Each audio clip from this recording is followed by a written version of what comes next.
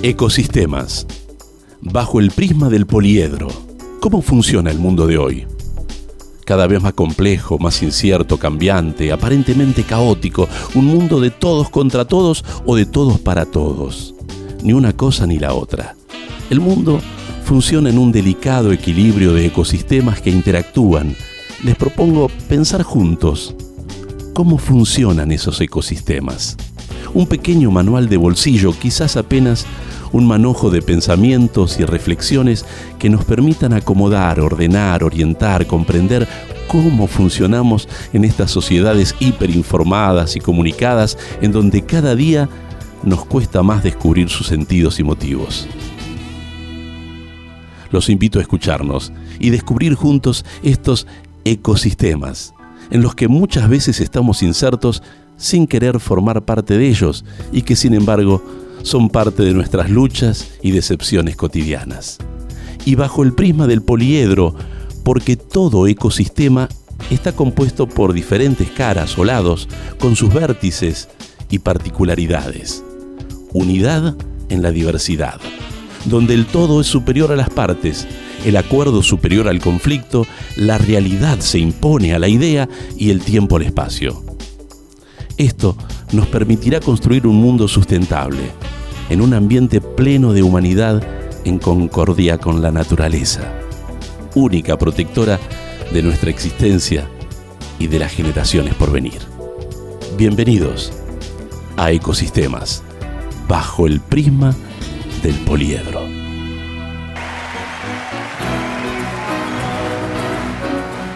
En Ecosistemas hoy, el ecosistema judicial argentino.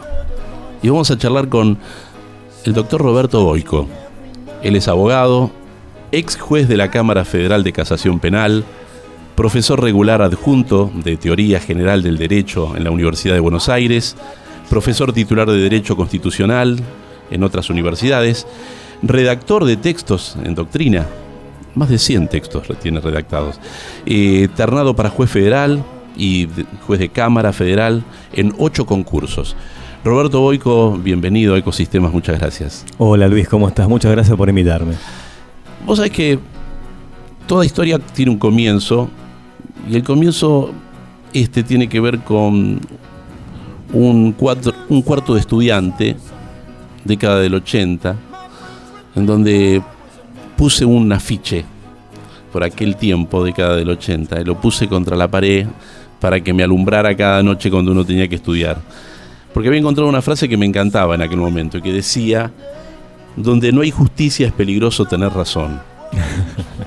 Tremenda frase de Quevedo, que me iluminaba en mis épocas de estudiante de Derecho. Y elegí en este ecosistema de inauguración poder tenerte con nosotros y pensar cómo es el ecosistema judicial argentino. Si yo te pregunto, ¿qué es el ecosistema judicial argentino? ¿Vos qué me contestarías?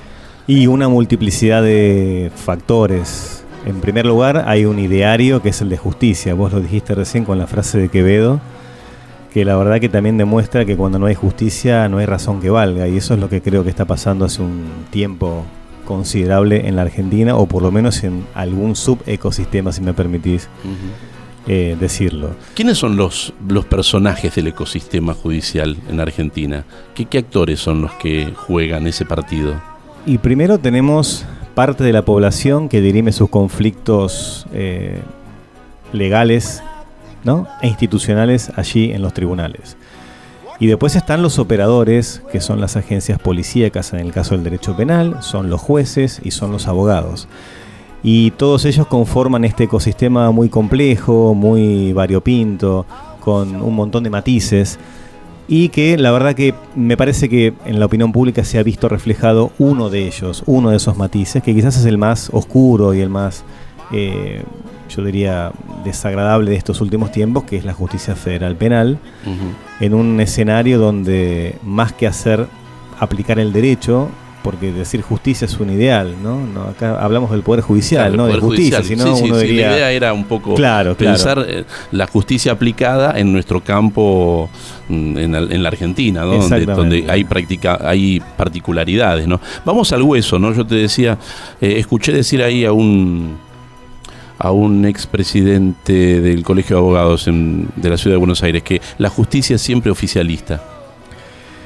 Es cierto, también hay matices, pero hay un olfato, ¿no? Yo tengo algunas experiencias cuando fui magistrado, subrogante, de que muchos jueces están con la lapicera para firmar y el diario al lado también, ¿no?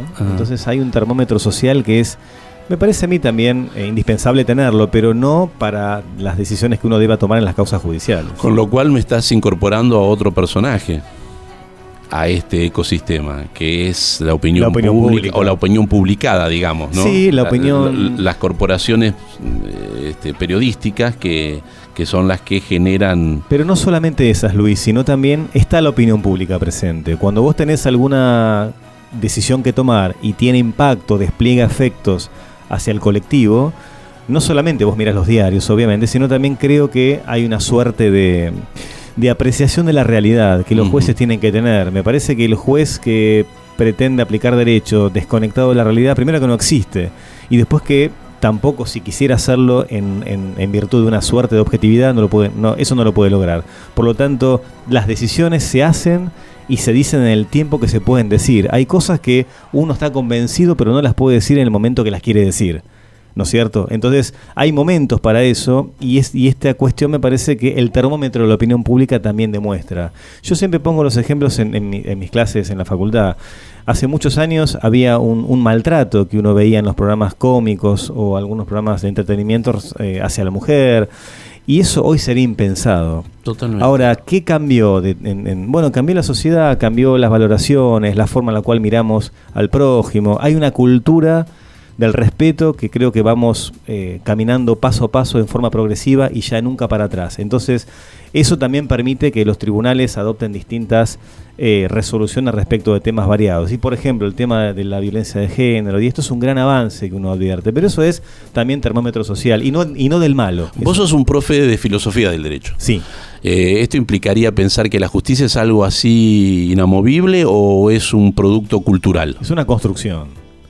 La justicia, en términos filosóficos, bueno, podremos hacer otro programa con respecto a eso, pero yo te quiero decir que la construcción de la cultura jurídica, ¿no es cierto?, de aquellos valores que nosotros plasmamos en nuestra vida cotidiana, la forma en la cual nos comportamos de acuerdo a la motivación que nos dan las normas, eso es una construcción permanente.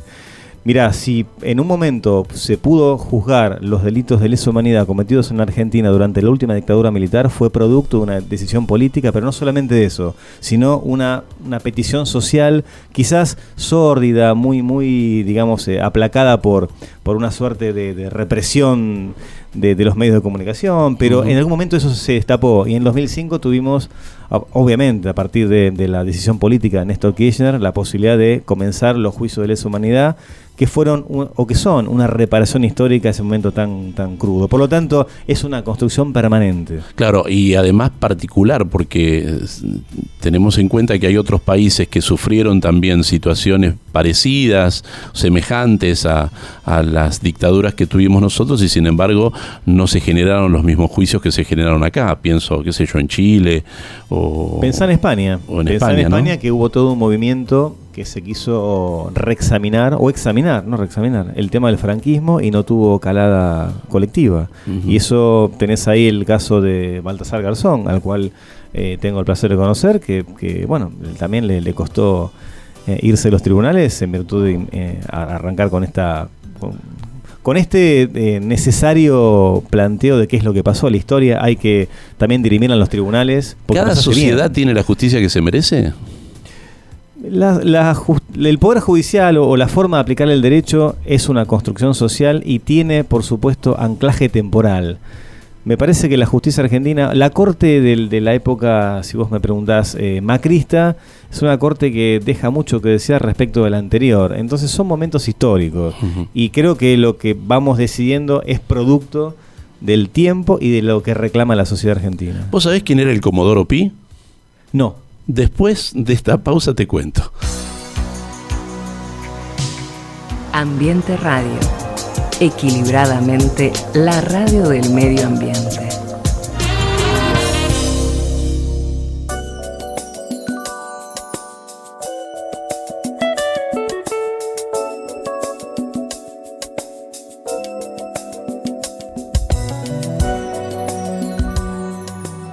El buen Comodoro Luis Pi, así era un catalán, vinculado a la armada, la naciente Armada Argentina, digamos. Es un hombre de mares y de ríos que luchó por nuestro país en la guerra contra el Paraguay, que luchó para la defensa y la conquista de la Patagonia también en siglo XIX, porque, por ejemplo, en épocas en que el ministro de guerra era Roca.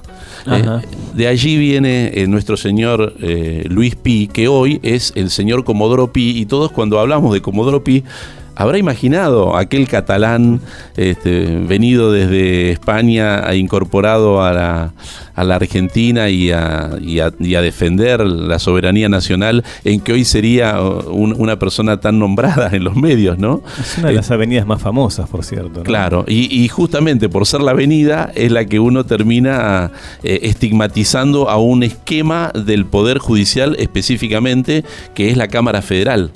Sí. Penal, Sí, ¿no? sí. ¿Qué es Comodoro Pi entonces? Y Comodoro Pi es el escenario de la discusión política que se judicializa. La política, cuando no se dirime en el terreno y la arena propia de la deliberación pública, el debate colectivo, en la confrontación de ideas, y cuando no hay una mediación de la palabra, aparece la mediación del Poder Judicial. Y eso es un gran daño que ha hecho en los últimos tiempos la política al sistema institucional argentino. Comodoro Pi se termina convirtiendo en quien dirime las cuestiones no resueltas de la política, y la dirime bajo el sistema represivo, que es la aplicación de la pena. O más que aplicación de la pena, la aplicación de una pena preventiva. ¿Es un correctivo o un disciplinamiento de alguna forma? Lo es un disciplinamiento. Me parece que es un disciplinador de lo que se puede decir y no se puede decir, y también termina siendo un censurador del ejercicio de la política, porque si en algunos tribunales todo es juzgable y nunca se puede hacer nada porque todo se considera que es delito, entonces la política termina siendo parte del Código Penal, y eso la verdad que no es así. Eso no significa que hay que castigar los delitos cometidos en la administración pública, pero no todo, hoy, por cómo se ve Comodoro Pi, no todo tiene que pasar por Comodoro Pi. Hablando de Comodoro Pi y de los actores de este ecosistema judicial argentino, vos estabas hablando de los operadores de la justicia. Yo pienso en que Comodoro Pi esté muy vinculado a la inteligencia, o a lo que vendría a ser la AFI o la CIDE, ese sector tan oscuro, tan incomprensible, que también tiene su peso en esa estructura de la que vos hacías referencia. Sí, cuando yo hablaba de operadores, no hablaba de esos operadores. Yo hablaba de quiénes son los protagonistas de un sistema complejo en el cual hay abogados, jueces, fiscales, policía. A eso le llamé operadores. Lo que vos me estás hablando son aquellos que realizan operaciones para modificar lo que debería ser el curso natural de un proceso. Entonces hay quien va y hace alegatos de oreja, quien va y presiona, quien va y extorsiona. Los servicios de inteligencia le han hecho mucho mal al Poder Judicial cuando se han involucrado en causas y han dirigido auténticamente las causas más importantes de la Argentina. Por ejemplo, la investigación de la AMIA, que todavía llevamos los argentinos décadas de años, décadas sin poder resolver qué es lo que pasó allí. Por lo tanto, y ahí hay mucha responsabilidad de los sistemas de inteligencia, del sistema de inteligencia, y además una inteligencia que se mete en la política, que se cuela y que trata de alguna manera de operar, tirar carpetazos y disciplinar al operador político, judicial. Eso es lo que me parece que debemos cambiar raudamente ahora en una oportunidad histórica que se avecina en estos Ahora, meses. ¿no es parte de la cultura? ¿No forma parte de la cultura propia del sistema judicial argentino? ¿No fueron un papel protagónico incluso en momentos en que se volvía el sistema democrático? Mira, el Poder Judicial es muy amplio y los que tienen contacto directo son pocas personas. Lo que pasa es que son las personas más visibilizadas y las que tienen poder de decisión respecto de temas trascendentes. Los sistemas de inteligencia no operan en todos lados, no operan en todos los jueces ni operan en todos los fueros. En el fuero federal, concretamente penal, de Comodoro Pi, operan en algún sentido yo te diría 50, 60% de los tribunales. No en todos, porque no llegan tampoco a todos. Nadie puede operar a quien no quiere ser operado.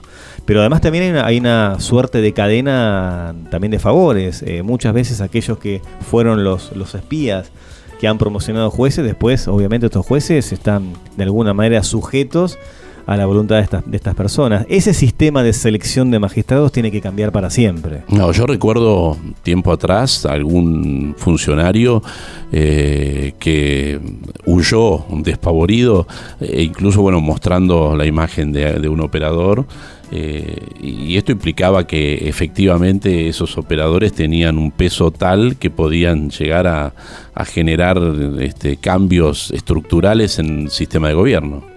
No, tal cual, te referís a Vélez, sí. Me imagino, que reapareció ahora en estos días. Bueno, sí, Vélez se atrevió a mostrar la cara de uno de los operadores, yo te diría, más inteligentes del sistema de inteligencia, valga la redundancia, que ha sido Stiuso. Stiuso ha manejado la inteligencia durante muchas décadas en la Argentina y lo ha manejado con un capital y un patrimonio fundamental que es la información. Cuando uno tiene información puede manejar y puede gobernar también las voluntades de los otros, ¿no? Y esas informaciones que no son las mejores, es la carpeta, qué es lo que hiciste. Entonces, en ese sentido, y además dándole poder para investigaciones complejas, importantes y trascendentes, los sistemas de inteligencia terminan cooptando el Poder Judicial. Eso no debe pasar más. La inteligencia tiene que ser redireccionada a lo que realmente tiene que ser, que es la inteligencia para cuestiones relativas a temas de seguridad nacional, pero no para perseguir políticos. Es inevitable en este momento, y a propósito de estos temas, teniendo en cuenta que ya hablabas vos del atentado a la AMIA, no referirnos, o por lo menos tener una expresión acerca del fiscal Nisman, que también está vinculado a este esquema al que vos hacías referencia. Sí, yo no lo conocía al fiscal Nisman en persona, por supuesto que sé quién era, y la verdad que nos hemos enterado los argentinos de muchos acontecimientos a posterior de su fallecimiento. Lo único que yo te puedo decir, porque conozco, es la causa en la cual ha denunciado a muchos funcionarios, empezando por la expresidenta y actual senadora Cristina Fernández de Kirchner y otros funcionarios, y en esa denuncia, en ese relato totalmente inconexo, carente de rigor jurídico y más bien compuesto por un relato de tipo novelesco, es, me parece, una de las causas judiciales argentinas más bochornosas de la historia. Porque se ha pretendido a través de esa denuncia poner en jaque una política de Estado que tuvo aciertos, tuvo errores, eso no lo voy a juzgar yo, pero lo que nunca puede decirse es que un conjunto de la política argentina en un momento determinado, que fue Congreso, Cámara de Senadores, Diputados, Poder Ejecutivo, hayan querido con esto generar una situación de encubrimiento, la verdad que es un disparate. Uh-huh. Bien, estamos con Roberto Boyco tratando de analizar juntos el ecosistema de la justicia argentina. Hacemos una pausa y vamos a algunos puntos claves, como por ejemplo las prisiones preventivas, los procesos inquisitorios o acusatorios, todo lo que tiene que ver con algunas palabras que por ahí las escuchamos y no entendemos bien la raíz y lo que significan y qué papel estratégico tendrán para la justicia que viene.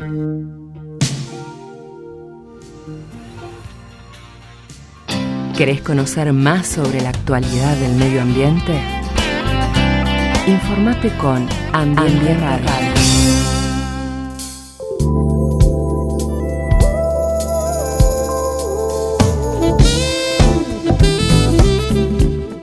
El ecosistema judicial argentino tiene particularidades en su funcionamiento. Lo estamos tratando de descifrar con Roberto Boyco. Se ha hablado mucho en este tiempo de la teoría de la prisión preventiva, como que cambiaba el pensamiento de lo que significaba que alguien perdiera su libertad debido a un proceso en el cual se encontraba inmerso.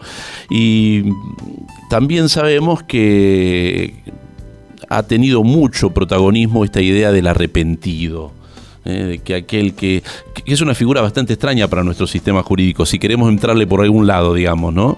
Sí.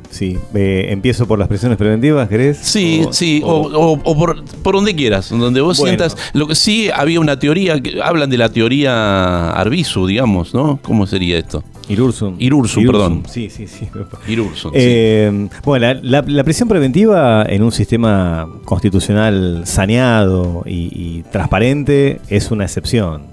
Y la excepción está dada porque nadie puede perder la libertad durante un proceso judicial donde se intenta investigar si alguien cometió un delito y después la respectiva condena por culpabilidad. Por lo tanto, nadie es culpable hasta tanto sea condenado. Entonces, si la inocencia es el principio, nadie puede estar adentro, salvo situaciones excepcionales, que las hay, y los tribunales argentinos y del mundo, te diría, siempre hay una estigmatización de quiénes son los que pueblan las cárceles.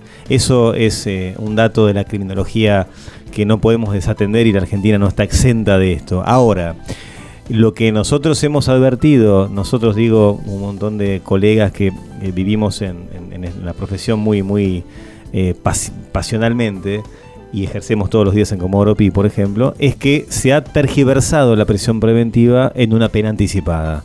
Esto significa que sin existir recaudos necesarios para coartar la libertad de una persona, que es el bien más sagrado, el capital más sagrado que tenemos, bueno, se ha abusado de este mecanismo con argumentos sumamente poco convincentes, sin elementos de prueba que puedan acreditar una culpabilidad previa para después eventualmente en un juicio oral pero esto no implica que hay una deficiencia en la investigación por la cual se pueden conseguir las pruebas suficientes para condenar a alguien. Hay decisiones políticas. Se prefiere. Hay decisión política del Poder Judicial. Más allá del campo político específico, sí. Puede ser sí, ¿no? Pero más allá del campo político de aquellas que tienen una visibilidad pública, ¿no? Por los personajes que están inmersos. Puede suceder que en algunos ámbitos se utilice como diciendo, sé que no voy a poder condenarte porque no voy a tener las pruebas, entonces por lo menos pasás este tiempo adentro. Yo creo, mira, por mi experiencia, no es la forma de pensar de los jueces. Los jueces, los buenos jueces y los no tan buenos jueces toman la prisión preventiva como un elemento también de control social, en el sentido de que cuando hay un delito que conmociona a la opinión pública, también hay un reclamo de la opinión popular para que esa persona esté preso, aunque sea un tiempo. Después veremos cuál es el resultado. El elemento preventivo e inmediato causa mucha, por lo menos calma las aguas en la sociedad. Hay una idea de un juzgamiento social que se impone sobre el juzgamiento del propio Poder Judicial. Se impone inmediatamente. Esto en los casos que no hay ningún tipo de cuestión política. Se impone de inmediato. Si alguien está frente a un crimen aberrante y hay una presunción de que alguna persona pueda ser su autor y responsable, lo que se demanda inmediatamente es la prisión de esa persona, más allá que después el juicio dirima si es o no el culpable. Eso pasa siempre y los jueces no son algo ajeno al contexto social. Lo que pasa y también hay un exceso de las prisiones preventivas y también hay un sistema de carácter inquisitivo que permite esta situación. Ahora no me resulta una sociedad más segura el hecho de saber que esa persona que cometió o presumiblemente cometió algún ilícito grave ya no convive conmigo en la sociedad.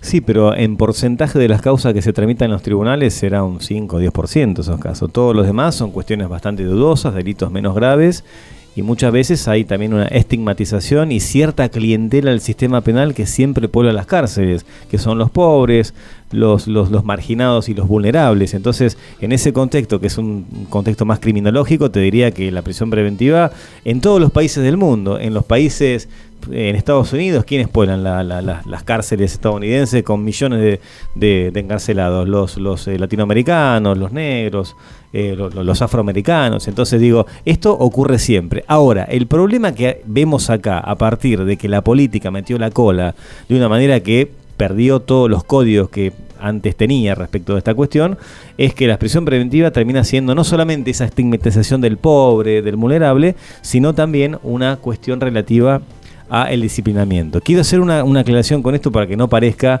que cuando yo digo estigmatización, digamos el que puebla las cárceles es el pobre. No, yo quiero decir esto. Las decisiones judiciales en materia penal fundamentalmente están orientadas a delitos contra la propiedad. Una determinada política criminal, digamos. Exactamente, se persigue y bueno, hay que hacerlo obviamente, quizás al robo, al hurto, a ciertos delitos con algún grado de violencia, que es una parte del Código Penal. Esa es la parte donde más se pone el foco. No significa que esté mal, y yo no estoy haciendo ninguna valoración ideológica, estoy diciendo... Vos vas a algo que tiene que ver con tu con tu conocimiento sobre filosofía jurídica, que tiene que ver con el bien jurídico que una sociedad quiere proteger como más valioso, ¿no? Y en función de ese bien jurídico que uno quiere proteger está la acción criminal o la política criminal que ese Estado pueda desempeñar o desarrollar. Vos escribiste algo sobre prisión preventiva en delitos de lesa humanidad. Sí. Escribí bastante sobre eso, pero... ¿Cuál es tu mirada en ese caso particular?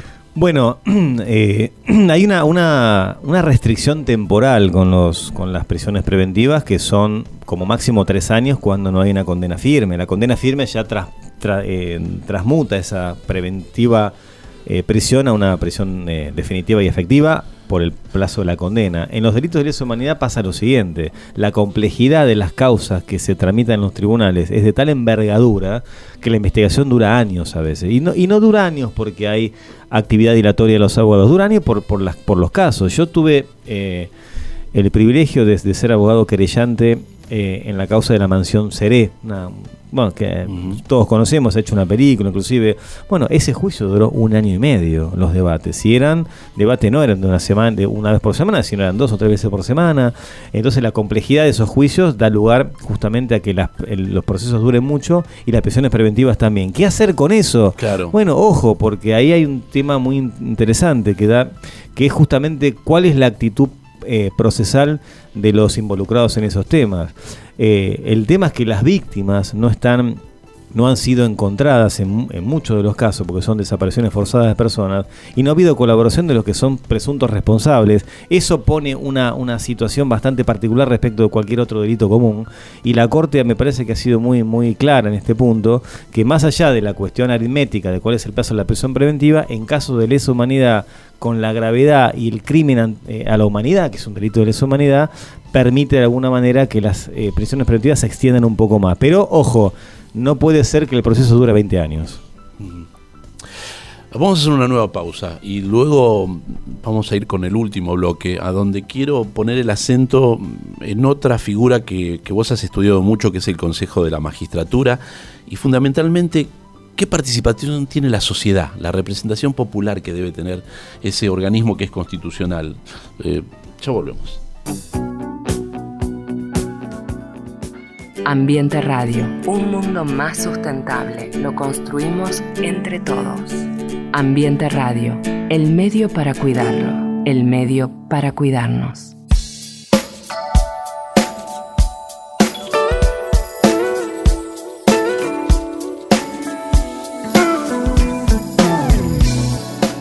Último bloque de este Ecosistemas, especialmente pensando en el ecosistema judicial argentino, con el doctor Roberto Boico. Nos había quedado pendiente hablar sobre el arrepentido, que yo te había dicho que era una figura muy controvertida para nuestro sistema jurídico, porque tiene que ver con alguien que reconoce haber cometido un ilícito y con esto genera un beneficio para su propia persona, ¿no? Es controvertida porque en principio el imputado negocia la suerte de su proceso, y lo negocia a través de algo que es la confesión. Una confesión que muchas veces no va a estar mediada por la libertad, sino va a estar mediada por una negociación que tiene algún beneficio. Claro, vos me dirías, bueno, pero si confiesa dice la verdad. No siempre dice la verdad, y la verdad es una construcción que se produce en el proceso judicial. Y además, cuando el Instituto del Arrepentido, ponele que fuera bien llevado, está en manos de estos jueces que tenemos, algunos de ellos, claro, con nombre y apellido, que ya sabemos quiénes son, bueno, evidentemente pueden ocurrir maniobras extorsivas que tergiversan los procesos judiciales y terminan llevándolos a la nulidad. ¿Y cuál es la consecuencia? Que el pueblo argentino no sabe, en causas importantes, qué es realmente lo que pasó, porque se instruyó mal y se utilizó una herramienta en forma tergiversada, y yo te diría, quizás en algunos casos, hasta rozante con la ilegalidad. Creo que estamos en un proceso de bisagra en cuanto a lo que es el sistema judicial, porque venimos de un sistema inquisidor y vamos a un sistema acusatorio que hace tiempo que debería estar ya funcionando en la justicia penal, ¿no? ¿Me podés contar la diferencia entre uno y otro? Sí, ahora tenemos un sistema mixto en el ámbito federal, pero el sistema inquisitivo es el sistema en el cual hay un rol del Estado de carácter acusador y el sujeto que es el imputado es objeto de proceso más que sujeto que discute respecto de la suerte del proceso y la construcción de la verdad judicial. El sistema acusatorio es un sistema mucho mejor porque es el sistema, inclusive históricamente comienza en el derecho germán y por supuesto que lo toma el derecho anglosajón. Es un sistema donde las partes tienen igualdad. Hay un juez árbitro, hay un fiscal que es el acusador público, eventualmente una querella, y la defensa actúan en igualdad de condiciones. No es el imputado un objeto de prueba y con cierto sistema de tasación de las pruebas o de las convicciones, sino que es un proceso donde se discute y se discute en igualdad de condiciones y cualquiera fuera el resultado, por lo menos las partes pudieron desarrollar sus argumentos en forma plena. En el otro sistema no. Actualmente hay un sistema intermedio y se va hacia un sistema de carácter acusatorio que todavía me parece a mí que la cultura jurídica nuestra no está muy acostumbrada. A eso quería ir, porque ¿por qué se resiste a desaparecer el inquisitorio si es que el otro sistema es el más adecuado? Se resiste, a ver, hay dos respuestas. Una es, en el ámbito federal, donde se manejan o se cuecen esas cuestiones institucionales, el juez no quiere perder el rol protagónico de investigador. Eso le da poder. Un juez en un sistema acusatorio tiene mucho menos poder. Por supuesto que decide, pero quien más, los protagonistas no van a ser los jueces, sino van a ser las partes, fiscal y defensa. En el ámbito que fuera de lo institucional o de lo trascendente institucional o político, los abogados no estamos acostumbrados a un sistema de oralidad. En la facultad no estamos muy tampoco los profesores adiestrados, no, estamos adiestrados, pero quiero decir, no utilizamos el tiempo para adiestrar a los alumnos para que desarrollen las estrategias de la comunicación oral, la argumentación en un debate. Eso es una falencia. Por lo tanto, ahí me parece a mí falta mucho construir un sistema al estilo norteamericano con sus fallas que tiene, por supuesto, pero sí. El acusatorio lo que permite es transparentar los argumentos de las partes. En nuestro horizonte, si nosotros miramos para adelante, ¿hay juicio por jurado? Hay juicio por jurado en la provincia de Buenos Aires, en otras provincias. ¿Y vendrá más? Yo creo que sí, y creo que no hay que tenerle miedo al pueblo que interviene en la justicia. El Poder Judicial es un instrumento más, es una agencia del poder. El poder es uno solo dividido en 3 parcelas o agencias. Y el pueblo es el que está metido en todas, porque quien gobierna en un sistema democrático es el pueblo. En el marco del Poder Judicial, ahí no hay cargos selectivos, hay cargos que se ganan por concurso, por todo un sistema institucional que por supuesto que es democrático, está apoyado por las reglas constitucionales y legales, pero el pueblo parece no intervenir demasiado. El sistema del juicio por jurado, que es una creación constitucional proveniente de la Constitución norteamericana, pero que en nuestra histórica del 53 ya estaba presente, el artículo 24, es una aspiración que yo creo que hay que enfrentar, hay que ir hacia ese escenario. ¿Habrá equivocaciones? Claro que las habrá, pero todo pueblo se equivoca y va creciendo. Lo que no podemos hacer es dejar al pueblo de lado en un tema tan importante como es la justicia. Vos hablaste de los 3 poderes y claramente el poder que tiene más distancia de la gente, que se diferencia más y el que tiene más duración es el Poder Judicial, porque los legislativos se renuevan cada 4 años, el presidente también se vota y se reelige. Ahora los jueces son para toda la vida y no lo elige el pueblo. Eso puede cambiar. Puede haber un sistema que los cargos judiciales sean temporales, con posibles renovaciones, no tiene por qué ser para siempre. Eso también tiene que ver con la independencia judicial, que no está lesionada si un juez duraría 10 años en su función y puede eventualmente ser reelegido.